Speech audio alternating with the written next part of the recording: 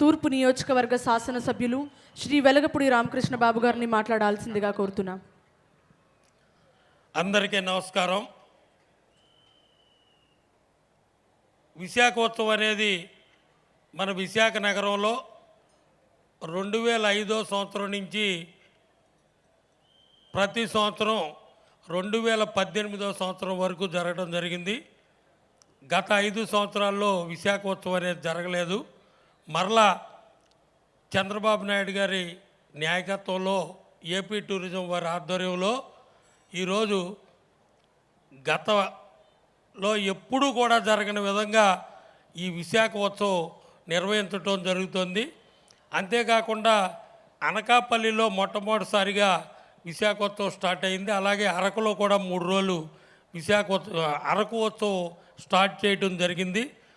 ఆర్థిక రాజధాని అనేటువంటి విశాఖ నగరాన్ని గూగుల్ తీసుకొచ్చి ప్రపంచం పటంలో ఎలా తీసుకొచ్చారో అలాగే మన ఉత్సవ పేరు మీద టూరిజం డెవలప్మెంట్ ప్రోగ్రాం కింద ఈ విశాఖ ఉత్సవాన్ని రాష్ట్ర ప్రభుత్వం ఏర్పాటు చేయడం జరిగింది.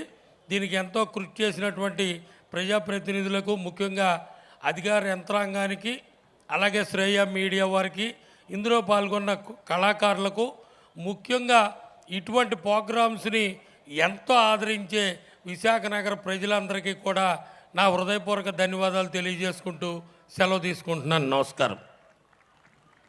Thank you sir. Thank you so much. Now I request ఉత్తర నియోజకవర్గ